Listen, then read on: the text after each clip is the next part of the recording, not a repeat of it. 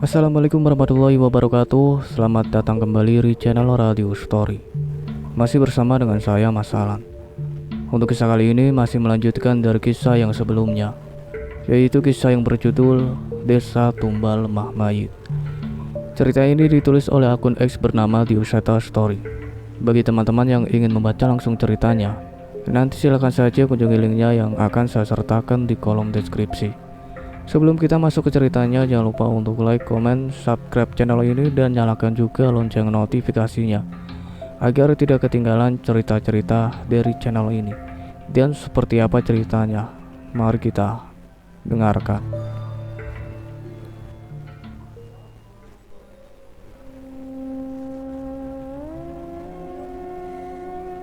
Namun aku tidak menyangka bahwa setan-setan itu juga dihasilkan di suatu tempat. Keberadaan kalian untuk mengusir setan-setan itu? Tanyaku. Niatnya begitu, tapi gak gampang mas, balas Cahyo. Mas Cahyo menceritakan bahwa seandainya pun ia bisa mengusir dan menenangkan setan-setan di desa ini sedikit demi sedikit, itu tak akan bertahan lama. Kepercayaan warga desa dan ritual yang mereka lakukan akan terus memanggil makhluk-makhluk terkutuk itu, dan tak ada yang akan berubah. Penduduk desa ini konon menganut salah satu keturunan raja di tanah Jawa. Raja yang menurut mitosnya menganut kepercayaan serupa di mana hubungan pria dan wanita merupakan sesuatu yang sakral, dan darah manusia adalah berkah yang mendekatkan mereka pada kesempurnaan. Jelas Danan. Sebenarnya samar-samar aku merasakan pernah mendengar tentang raja yang dimaksud. Namun siapa sangka kepercayaan itu benar-benar ada. Menikmati kenikmatan duniawi, menuruti nafsu sehingga mati rasa untuk mencapai kesempurnaan, itu benar-benar di luar nalarku, balas Cahyo. Itu untuk kita yang sudah menerima agama, Cahyo. Untuk masyarakat dulu, berhubungan itu bukan hal yang tabu, malah menjadi sesuatu yang sakral. Mereka belum mengenal surga dan neraka. Kematian hanya dianggap sebagai siklus di dunia ini, tambah Danan. Aku mengangguk-angguk mendengar perbincangan mereka. Namun yang kupikirkan saat ini hanyalah bagaimana cara agar aku bisa pergi dari desa ini secepatnya. Terus mas, apa saya bisa segera pergi dari desa ini? Tanyaku. Mas Danan dan Mas Cahyo saling bertatapan. Nah, itu masalahnya, sebut Mas Cahyo. Aku mengernyitkan dahiku mendengar ucapan Mas Cahyo. Temanku yang ini kelewat pinter. Jangankan kamu, kami aja belum tahu caranya keluar dari desa ini, tambah Danan. Plak, gak gitu jawabannya Nan. Ngisin-ngisin wae.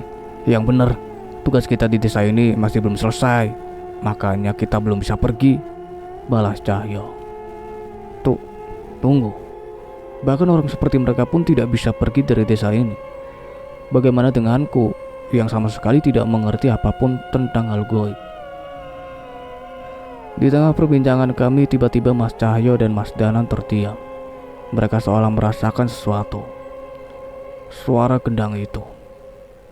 Mas, aku menoleh ke arah Mas Cahyo, namun ia memberi isyarat jari ke arahku untuk diam. Mas Cahyo dan Mas Danan bergerak ke sudut-sudut jendela dan mengintip apa yang kebenarannya membuat ia merasa gelisah. Kita dikepung, ucap Mas Cahyo. Brengsek. Mas Danan mengumpat. Sepertinya apa yang terjadi di luar adalah sesuatu yang buruk. Suara gendang terdengar mengalun membentuk irama. Dari arahnya aku menebak pemain gendang itu sedang mengintari rumah ini. Jangan keluar dari gubuk ini, perintah Mas Cahyo. Aku hanya mengangguk tanpa bisa memutuskan untuk berbuat apa. Sepertinya mereka memutuskan untuk menghadapi apapun yang berada di luar sana. Pintu gubuk pun terbuka. Sekali lagi aku melihat pemandangan sosok itu, sang penari tanpa kepala. Walaupun sudah pernah melihat wujudnya, sepertinya aku tak akan pernah terbiasa. Cantik-cantik gak punya kepala, ucap Mas Cahyo dengan entengnya. Plak. Mas Danan memukul kepala temannya itu atas ucapan seenaknya yang ia lontarkan. Yang benar kalau ngomong. Gak usah tegang-tegang gitu, kenapa Nan? Gak gitu, yang bener aja. Gimana bisa ngomong ayu kalau kepala aja gak ada? Ucap Danan. Cahyo menyenggol bahu Danan dengan wajah kesalnya. Asem gue Nan. Jelas-jelas sebelum membuka pintu tadi mereka merasa tegang. Sepertinya perbincangan konyol mereka ini adalah cara mereka untuk menenangkan diri. Sudah aku katakan, tidak usah ikut campur dengan urusan desa ini. Suara seorang kakek terdengar dari salah satu tempat. Cahyo menoleh dan mendapati kakek itu tengah duduk dengan santai di atas gubuk tempat kami berada. Bisa nggak kalau dibalik? Urusan desa ini jangan ikut campur sama urusan dunia luar, balas Danan. Lah, nggak tahu, bukan urusanku, balas kakek itu. Terus, kenapa kamu bawa mereka ke tempat ini? Mengancam? Tanya Cahyo. Aku belum bisa melihat dengan jelas. Yang terlihat olehku saat ini hanya penari tanpa kepala itu. Apa yang dimaksud oleh Mas Cahyo? Bukan aku yang membawa mereka. Saya cuma jasa penari demit keliling, gak lebih, balasnya. Kalian orang-orang baik. Sayang sekali jika kalian mati di tempat ini. Kakek itu melompat turun dari atap gubuk ini dan kembali memainkan kendangnya. Ia mengajak teman penari tanpa kepalanya itu kembali menari melintasi ilalang-ilalang tinggi di pemakaman. Suara itu menghilang perlahan beberapa saat setelah wujudnya menghilang dari pandangan kami. Namun Mas Danan dan Mas Cahyo masih terlihat cemas. Mas, penari itu sudah pergi, tanyaku yang memberanikan diri untuk keluar. Namun tepat saat aku meninggalkan gubuk, wajahku pucat seketika. Gubuk ini dikepung oleh kepala-kepala tanpa tubuh yang melayang-layang. Sebagian kepala itu sudah membusuk, dan beberapa di antaranya mengenakan sanggul ataupun perhiasan yang menandakan bahwa kepala itu pernah hidup di zaman kerajaan. Mas, Cahyo, ucapku gemetar. Jaga kesadaranmu Mas Dita. Jangan jauh-jauh dari kami, balas Mas Cahyo. Saat ini yang ada di hadapanku adalah kepala-kepala manusia yang melayang tertawa, menangis, mengancam, hingga menjerit kesakitan. Suara-suara itu terngiang-ngiang di telingaku, seolah hendak merebut kesadaranku. Berbeda denganku, Mas Cahyo dan Mas Danan justru mengambil posisi duduk dan bersaut-sautan melantunkan ayat-ayat suci yang menggema hingga ke sekitar tempat ini. Kepala-kepala itu pun tak berani mendekat. Suara-suara mengerikan yang meneror kami pun perlahan semakin berkurang, berganti dengan suara Mas Danan dan Mas Cahyo yang dengan kusuk melantunkan amalannya. Sesuatu jatuh di dekatku dengan suara keras. Aku pun menoleh dan mencari tahu benda apa yang bisa jatuh dengan suara keras itu. Dan aku menyesal, seharusnya aku sudah menyadarinya. Kepala. Kepala itu mulai berjatuh ke sekitar kami. Teriakan, tawa, tangis yang meneror kami pun berganti dengan suara hujan kepala yang jatuh di sekitar kami. Sudah selesai. Mas Cahyo selesai dengan amalannya dan kembali berdiri. Ia menggeleng melihat pemandangan kepala-kepala yang berserakan di sekitar kami. Mas, ini gimana? Tanyaku. Ya, gimana lagi? Kita kubur biar gak kentayangan lagi, jawab Mas Cahyo. Mengubur kepala-kepala ini, aku menoleh ke salah satu kepala dan kepala itu sudah membusuk dan mengeluarkan bau yang menyengat. Aku menahan muntah saat melihatnya. Namun benar ucapan Mas Cahyo, kami harus menguburnya dengan layak. Saat Mas Cahyo memulai menggali sebuah lubang di dekat pemakaman, Mas Danan justru menoleh ke satu arah. Ia seolah merasakan sesuatu yang membuatnya tidak nyaman. Kamu ngerasain juga? Tanya Mas Cahyo. Iya, Kita nggak boleh lengah.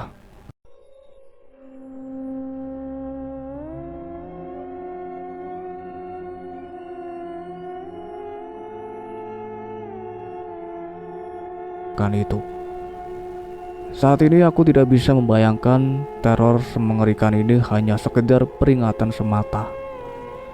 Apa yang sebenarnya ada di balik kejadian malam ini? Apalagi yang bisa ia lakukan kepada kami? Aku tak sekuat Mas Danan yang mampu menahan rasa jijik dan rasa takut pada kepala-kepala itu, hingga memilih membantu Mas Cahyo menggali lubang dengan peralatan seadanya. Mas Dipta, Mas Danan menepuk pundakku yang tengah kesulitan memindahkan tanah dari dalam lubang. Belikan aku baju.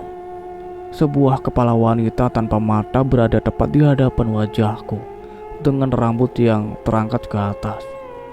Wah! Aku berteriak hingga masuk ke dalam lubang. Sementara itu Mas Danan malah tertawa cekikikan melihat reaksiku yang kaget dengan perbuatannya. Mas, jangan bercanda. Kepala manusia itu, teriakku dengan kesal. Yonan, bisa kualat kamu mainin kepala mayat, tambah Cahyo. Jangan serius-serius. Dunia ini butuh candaan untuk jadi lebih nyaman. Balas Danan. Ya, tapi gak kepala mayat juga, Cahyo menggeleng.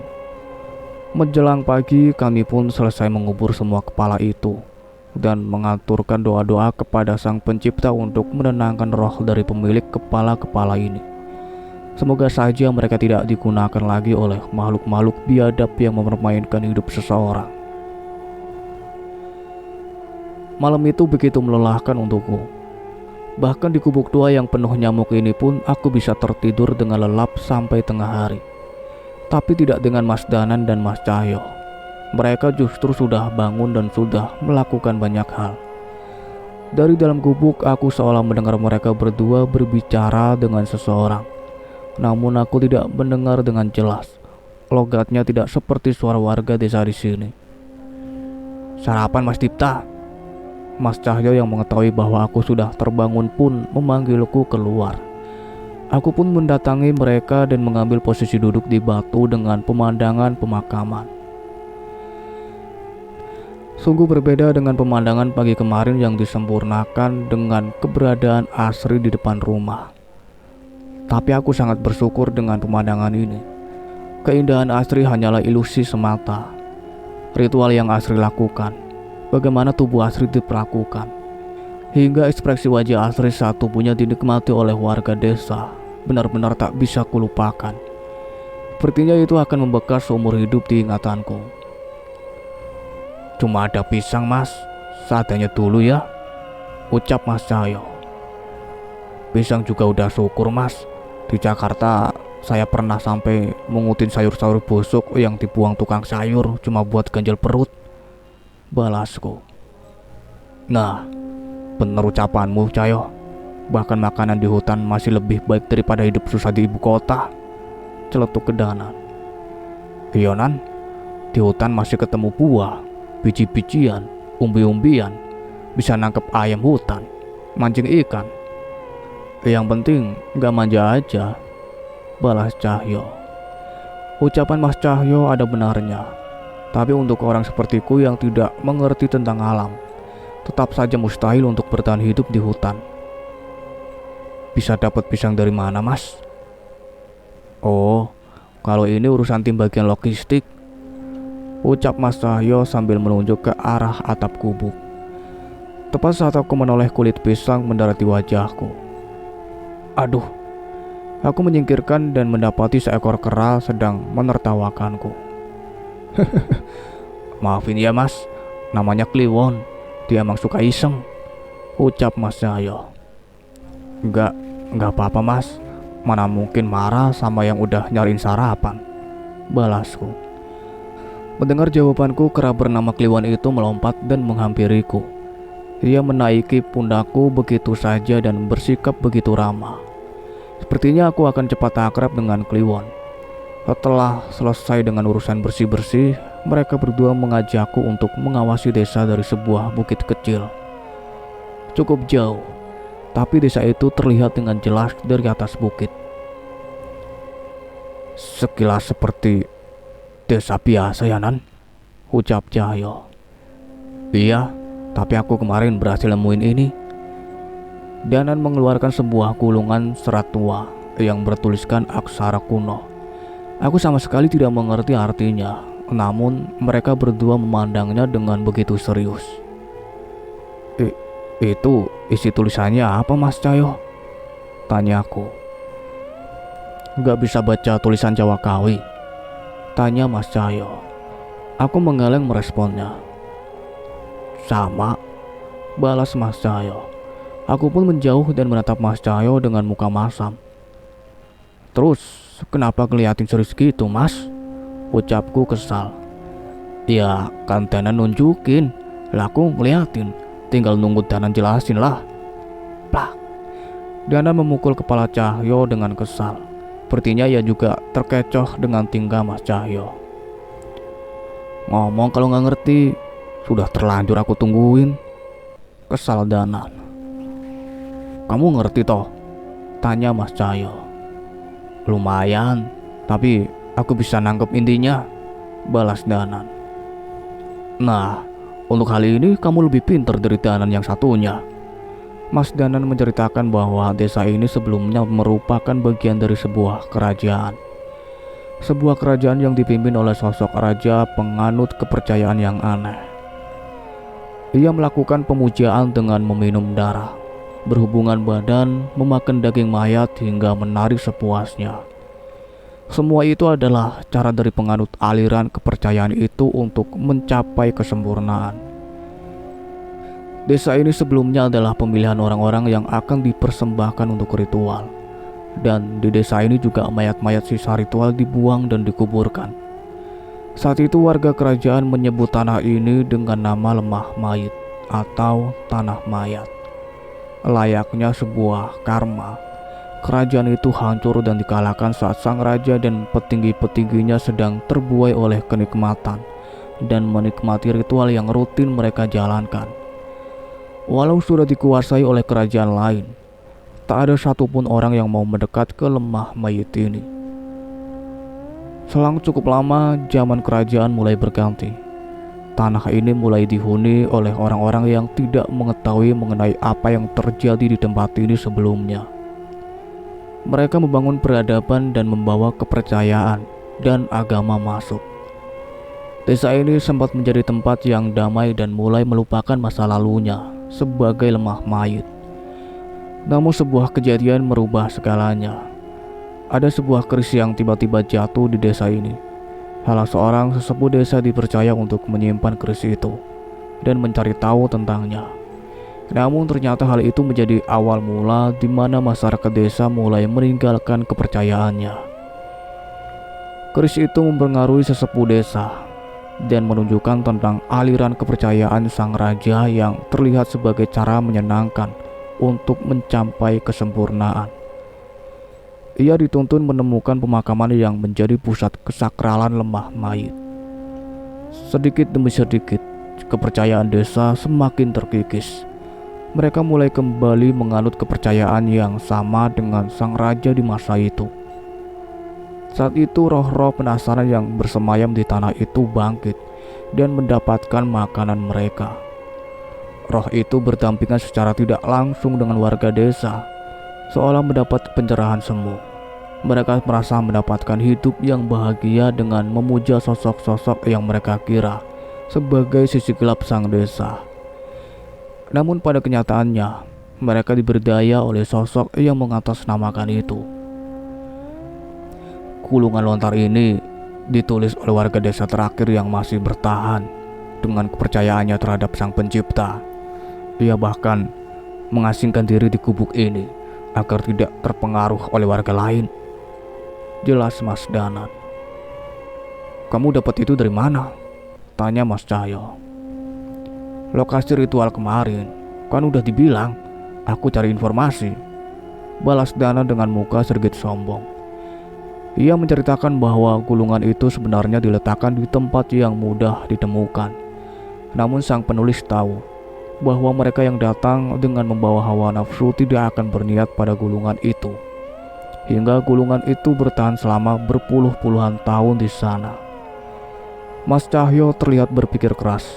Sepertinya ia sedang berusaha menjahit sesuatu di pikirannya. Akhirnya ketemu, ucap Mas Cahyo tiba-tiba. Ketemu apa, Mas? Tanyaku. Cahyo tidak menjawabku. Ia justru berpaling ke arah Danan. Tidak salah lagi. Keris itu pasti pusaka mayat yang membunuh Pak Lek. Kalau kita bisa menghentikan ritual itu kembali terjadi, kekuatan keris pusaka mayat itu pasti akan berkurang, ucap Mas Cahyo. Aku benar-benar tidak mengerti dengan apa yang Mas Cahyo katakan. Namun aku sedikit menduga bahwa apa yang mereka bahas mungkin ada hubungannya dengan semakin meluasnya bencana gaib yang dulu menyebar sangat masif hingga saat ini. Keris pusaka mayat. Benda itu terdengar begitu mengerikan. Semoga saja aku tidak pernah berurusan dengan benda itu. Sudut pandang Cahyo. Sebuah keputusan yang berat ketika aku harus pergi meninggalkan tempat di mana aku terlahir hingga tumbuh dewasa. Namun aku tidak ingin membiarkan kematian Bara menjadi sia-sia. Iya, dia Bara, seorang aku dari semesta yang berbeda, semesta tempat sekarang aku berada. Cukup sulit meyakinkan Chandra Mukti untuk membawaku ke semesta ini. Banyak yang perlu ia pertimbangkan. Namun setidaknya kami sepakat dalam satu hal, bahwa bencana gaib di semesta ini harus dihentikan. Waktuku tidak banyak. Hampir mustahil bagiku untuk menyelesaikan apa yang sudah diperbuat oleh keris pusaka mayit itu sejak ia menipu Bara hingga menguasai alam gaib di tanah ini. Baru beberapa hari saja aku tiba di semesta ini. Berbagai kejadian di luar nalar sudah membuatku menggelengkan kepala. Kalau di semestaku mungkin mereka yang punya uanglah yang berkuasa, tapi belum tentu hal itu berlaku di sini. Mereka yang menggadaikan Tuhannya dan menjalani perjanjian gaib dengan sekutu keris itu akan mendapatkan apa yang mereka inginkan. Bahkan orang-orang kaya di perkotaan pun tak lepas dari hal seperti ini. Ilmu klinik, peliharaan gaib, santet, pesugihan, hingga pengasihan mulai kembali menjadi hal yang kental. Tidak seperti yang terjadi di masa lalu ketika manusia harus melakukan tirakat dan lelaku untuk mendapatkan ilmu. Di sini, mereka hanya perlu meninggalkan agama dan mengikuti hasutan setan-setan yang semakin mudah untuk ditemukan. Ada sedikit distorsi ruang dan waktu saat aku tiba di semesta ini. Aku tiba di waktu yang sama saat Bara meninggalkan semesta ini. Itu artinya aku tiba beberapa tahun lebih cepat dibanding semestaku yang sebenarnya. Chandra Mukti tidak bisa menemaniku. Ia membawa Kliwon sebagai pembawa pesan yang menghubungkanku dengan semestaku. Untuk itu rencana utamaku adalah menemui seseorang yang mungkin bisa menghentikan perbuatan keris pusaka mayat ini. Dan kalau aku harus menduga siapa yang bisa, pikiranku segera tertuju kepada Danan. Membutuhkan waktu cukup lama hingga aku bisa menemukan Danan di sebuah desa yang bernama Desa Pulungrejo. Kehidupannya jauh berbeda dengan Danan yang ku kenal, bahkan sifatnya. Bayangkan, seorang Danan yang biasa menjadi sosok bijak yang mengingatkan kenakalanku kini justru berbanding terbalik. Ia sering bertingkah iseng jauh sekali dari sosok Danan yang karismatik yang ku kenal. Aku menemukannya sedang memanfaatkan kemampuannya untuk mencari uang. Ia pura-pura meminta syarat menolong bocah yang juga pura-pura kesurupan dan menggunakan uang itu untuk dirinya sendiri. Hampir saja aku menghampirinya dan memberinya pelajaran. Namun aku menahan diri ketika melihatnya masih memiliki niat baik untuk menyadarkan anak perempuan itu. Walau memiliki perangai yang berbeda, ternyata Danan di desa ini masih diterima baik oleh warga. Keberadaannya pun diandalkan untuk menangani keberadaan makhluk-makhluk gaib yang mencoba mengganggu desanya. Aku merasa ia masih ingin menjaga agar desanya tidak terjerat dalam tipu daya iblis. Saat memperhatikan Danan di semesta ini, aku mulai menyadari apa yang membuatnya seperti itu. Kematian Pak Klik, Pak D. Bisma, dan hilangnya Budi Kirana membuatnya terpaksa bertahan hidup seorang diri. Hal itu juga yang terjadi padaku dulu, sehingga terbiasa mencari perhatian dengan hal-hal bodoh. Walau begitu, Danan tetaplah Danan. Ia tetap dapat diandalkan ketika dibutuhkan. Danan Jaya Sambara di semesta ini mewarisi 2 keris pusaka milik leluhur Sambara, keris Raga Sukma dan keris Sukma Geni yang seharusnya dimiliki oleh Paklik. Sayangnya, ia belum sepenuhnya mendapat pengakuan kedua pusaka itu. Namun ketika ia mampu menggunakannya, mungkin itulah versi terkuat Danan yang pernah kulihat. Memangnya apa yang berbeda antara semesta ini dan semestamu, Cahyo? Tanya Danan yang baru saja selesai memanaskan air dari sungai untuk membuat kopi yang hanya tersisa beberapa saset di persediaan kami. Sama saja sebenarnya. Kota-kota besar tumbuh semakin pesat dan hutan-hutan semakin terkikis. Hukum yang tidak jelas berpihak kepada siapa, hingga orang-orang yang mengejar hasrat fananya masing-masing. Yang berbeda, di semestaku masih bisa dengan bebas menganut agama dan kepercayaannya masing-masing. Di semesta ini bahkan sangat sulit aku menemukan tempat ibadah, ucapku. Kalau di ibu kota masih banyak, Mas. Cuma udah gak sama kayak dulu lagi. Masjid mulai sepi, bahkan kadang tidak ada yang mengumandangkan azan.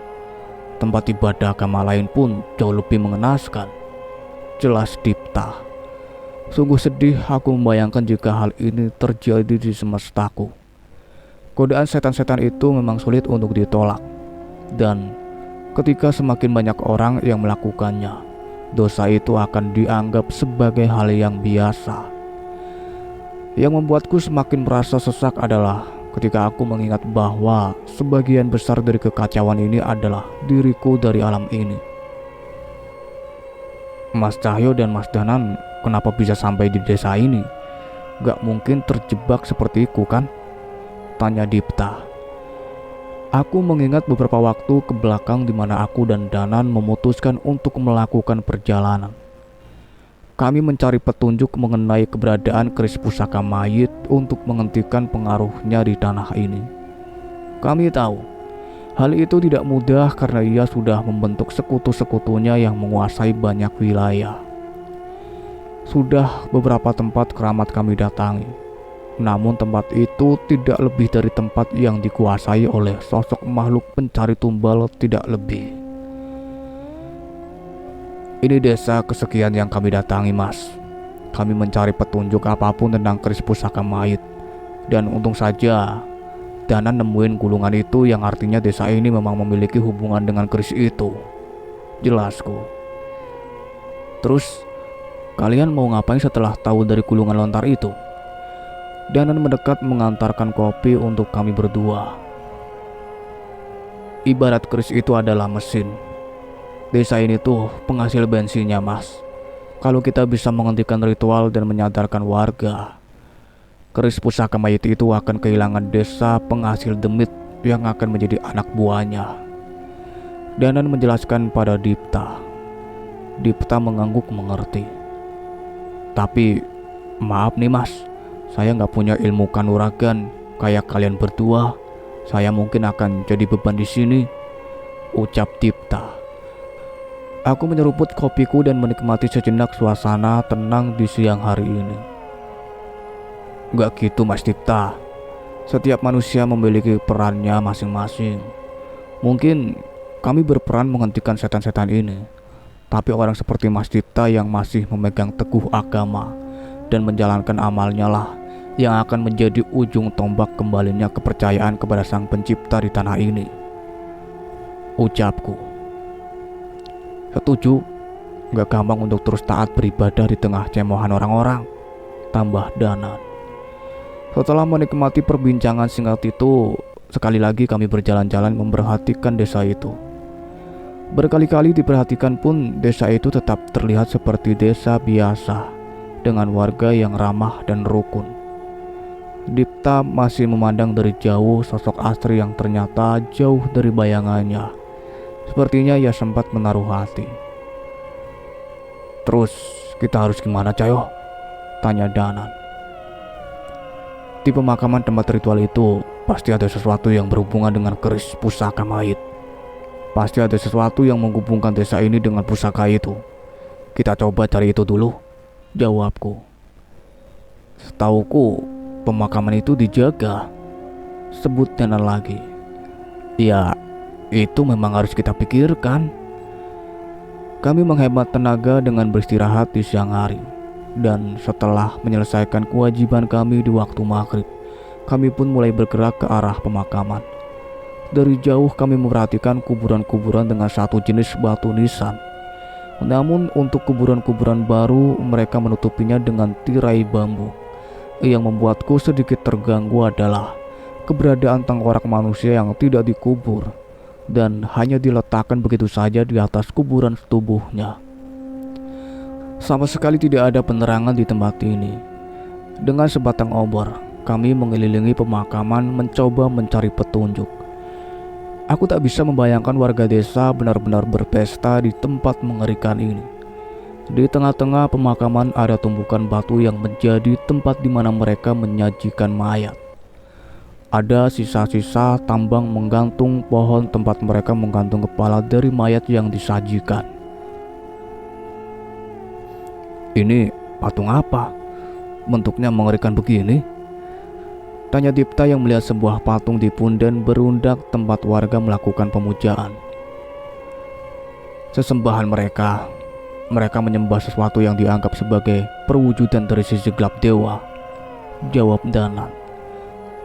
"Mereka disesatkan oleh sosok yang mengaku dewa ini." Dipta membuat kesimpulannya sendiri. "Para penganut kepercayaan yang memuja dewa-dewi pun pasti juga akan bertentangan dengan ritual ini," tambahku. Kami melanjutkan pencarian kami di pemakaman itu. Sepertinya satu malam tidak akan cukup jika kami harus mengecek semua nisan yang ada di tempat ini. "Apa yang kalian lakukan di tempat ini?" Tiba-tiba terdengar suara dari belakang kami bertiga. Aku menoleh dan seorang kakek tengah berdiri di sana memperhatikan kami. Bagaimana mungkin aku tidak menyadari keberadaannya? Enggak mbah, kami cuma pengen tahu saja," jawabku. "Kalian bukan dari desa ini, berani-beraninya kalian," ucapnya dengan raut wajah marah. Iya mbah, maaf, kita pergi," ucap Danan yang segera menarikku dan Dipta. Kami segera melangkahkan kaki keluar dari situasi pemakaman itu. Tapi ternyata niat kami tidak berjalan semulus itu. Tiba-tiba obor kami mati begitu saja. Danan mencoba menyalakannya, namun batang koreknya enggan menyala. Kami pun segera sadar bahwa kakek itu melakukan sesuatu. Kami menoleh kembali ke arah sang kakek penjaga makam itu.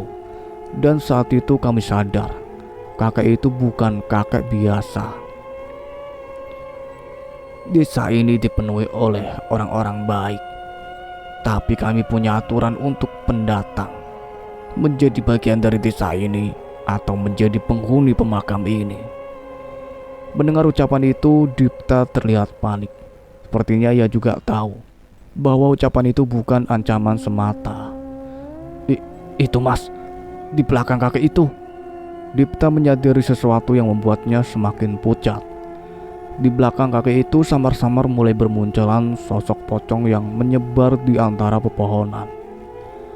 Pocong itu semakin menyebar ke seluruh hutan seolah berniat mengepung kami.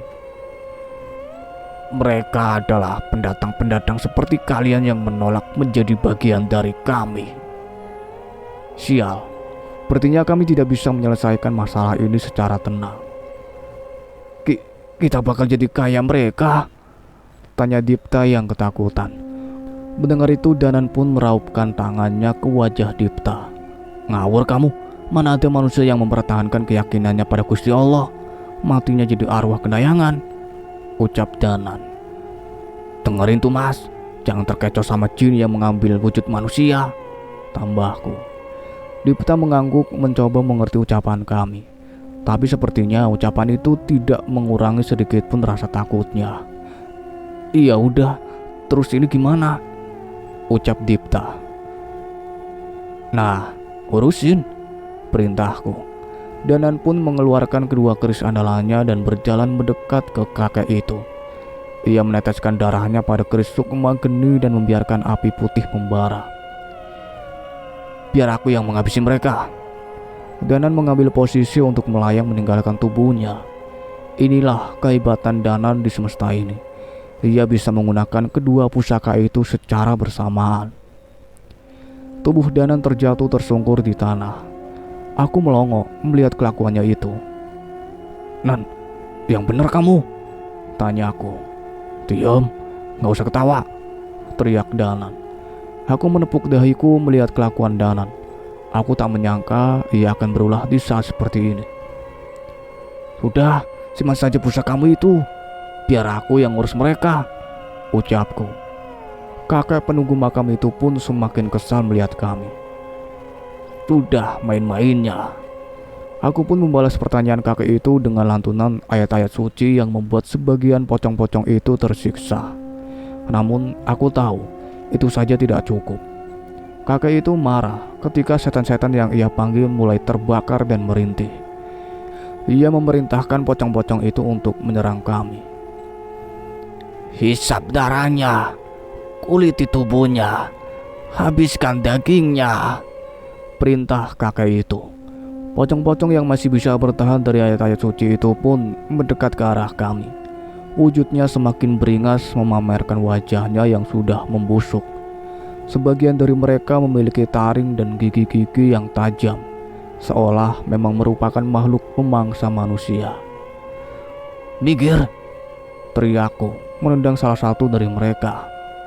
Dak.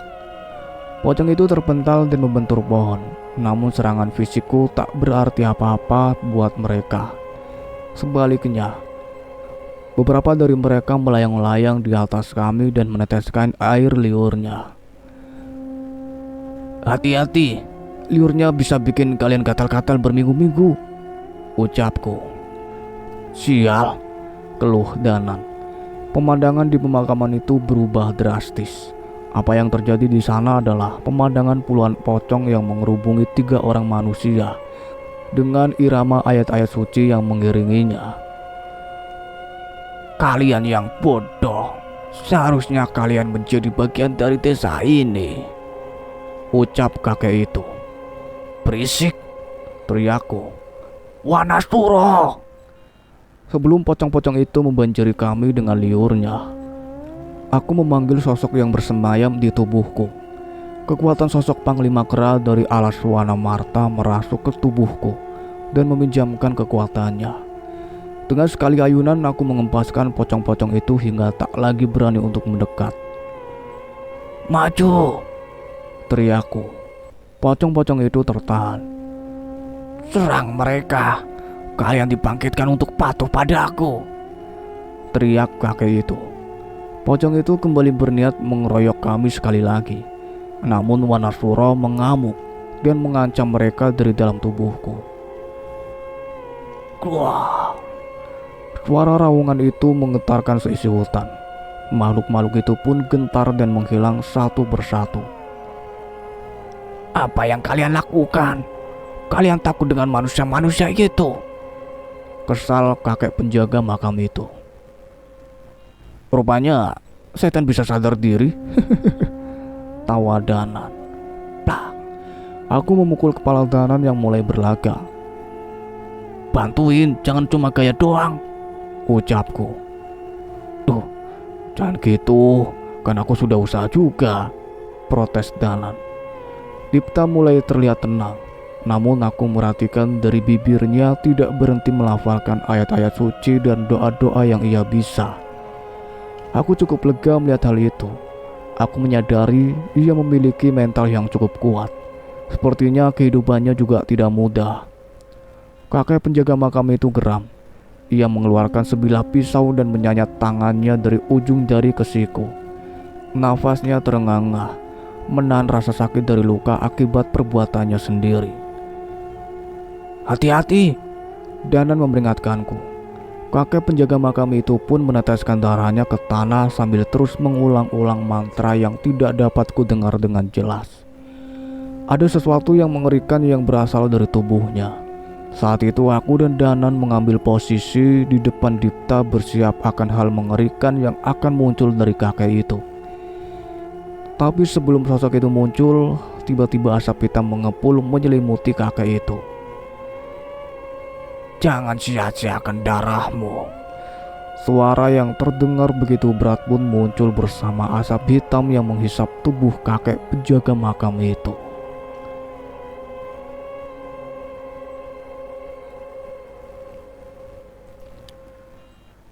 Cukup sekian ceritanya sampai di sini, nantikan kelanjutan ceritanya. Saya akhiri, wassalamualaikum warahmatullahi wabarakatuh.